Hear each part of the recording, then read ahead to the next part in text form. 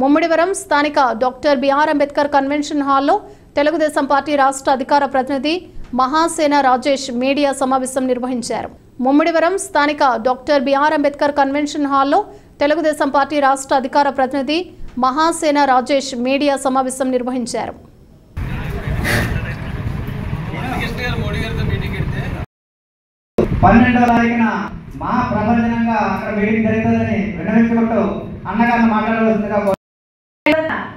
చంద్రబాబు నాయుడు గారిని అరెస్ట్ చేసినప్పుడు మనం ఎండలో కానీ ఇంకో వర్గం అయితే ధర్నా చేస్తూ వాళ్ళ వర్గీకరణ కలుపుకున్నారు. మనమైతే ఎస్సీలందరూ ఎక్కడున్నారంటే మన రోడ్ల మీద ధర్నాలు చేస్తూ ఉన్నాం. వాళ్ళ పక్షపాతాన్ని వాళ్ళు చేసుకున్నారు. మన ఉద్యమాలు ఏ మూలన దాగిపోయినాయో తెలియదు. పివి రావు గారితోనే మరి అన్నీ మూలపడిపోయాయి ఏంటన్నది అర్థం కాదు. కానీ ప్రతి దిక్కుని ఉద్యమాలు చేస్తూనే ఉన్నారు. కానీ ఇక్కడితోనే ఆగకూడదు ఈ పోరాటం. తమ్ముడి గారు చేసే రేపు కాకినాడ మహాసభలో ప్రతి ఒక్కరు పాల్గొనాలని గ్రామాలకి వెళ్ళి ప్రతి యువకుల్ని తరలించి ఆ ఒక పాకను జయప్రదం చేయాలని మనందరి మీద ఉంది. మరి తమ్ముడి గారికి వచ్చి ప్రతి ఎక్కడైతే మరి మెసేజ్ ఇస్తూ వస్తున్నారో మరి ఇక్కడ కూడా రావడం జరిగింది. కాబట్టి మరి అందరూ మనం అనుకున్నంత రీతిలో జనం రాకపోయినప్పటికీ ఈ ప్రెస్ మీటింగ్కి ఇంతమంది వచ్చినందుకు అందరికీ జై భీములు. రేపు జరిగే కార్యక్రమంలో మనం చాలా జనం అందరూ తరలి వెళ్ళి జయప్రదం చేకూర్చాలని మీకు వచ్చిన అందరికీ జై భీములు తెలియజేసుకుంటున్నాను. నేను రాజేష్ మహాసేన అండి. ఈ రోజున ముమ్మిడివరం నియోజకవర్గానికి ఆహ్వానం తెలియజేయడానికి వచ్చాను. రేపు 12వ తారీఖున కాకినాడ అంబేద్కర్ గారి భవన్లో ఎస్సీ వర్గీకరణ మరియు ఎస్సీల మత స్వేచ్ఛ అనే అంశాల మీద ఒక సమావేశం ఏర్పాటు చేశాను. దానికి ముమ్మిడివరం నుంచి ఆ ఎస్సీ సోదరులందరినీ కూడా హృదయపూర్వకంగా ఆహ్వానిస్తున్నాను. ఈ కార్యక్రమానికి ముఖ్య ఉద్దేశం మరేం కాదండి, ఈ రాష్ట్రంలోనూ ఈ దేశంలోనూ వెనుకబడి ఉన్న కారణంగా, పేదరికం ఉన్న కారణంగా ఓసీలో ఉన్న సోదరులకు కూడా రిజర్వేషన్ ఇచ్చేంత గొప్ప వ్యక్తిత్వం కలిగిన నాయకులు ఉన్నారు. అలాగే బీసీలకు కూడా రిజర్వేషన్ శాతం సరిపోవట్లేదని, వారి రిజర్వేషన్ కూడా పెంచాలని చాలా ఉన్నతంగా ఆలోచిస్తున్నారు. ఆ రెండు వర్గాల కోసం మా సంపూర్ణ మద్దతు తెలియజేస్తున్నాం. పేదలు ఎక్కడున్నా సరే వాళ్ళకి అవకాశాలు ఇవ్వాలి. అయితే ఎస్సీల విషయంకి వచ్చేటప్పటికి ఎస్సీల పాపులేషన్ 15% నుంచి 25-30% ఎప్పుడో పెరిగింది.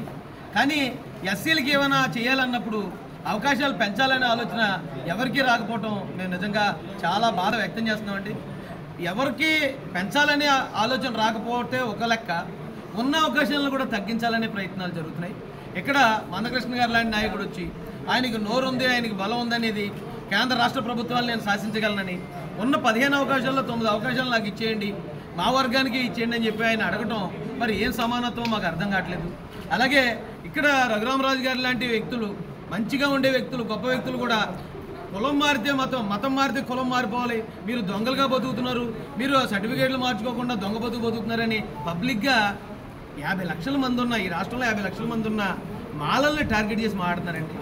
చాలా బాధగా, చాలా అవమానంగా అనిపిస్తుంది. ఈ విషయాన్ని ప్రభుత్వాల దృష్టికి తీసుకెళ్ళాలి.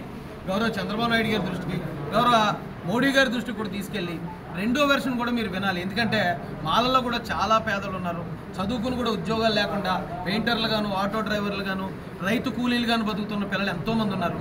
అలాంటి మా పైన దోపిడీదారులుగా, దొంగలుగా ముద్రేయటం, దొంగ బతుకుతున్నారు అన్నట్టు ముద్రేసి మమ్మల్ని, మా తర్వాత తరాలను కూడా అవమానిస్తున్నారండి. కాబట్టి మా వేదన కూడా ప్రభుత్వాల దృష్టికి తీసుకెళ్ళాలి. మాకు వీలైతే అవకాశాలు పెంచండి. ఎందుకంటే పేదరికం, జనాభా ఎక్కువ శాతం పెరిగింది దళితుల్లోనే. కాబట్టి అవకాశాలు పెంచండి.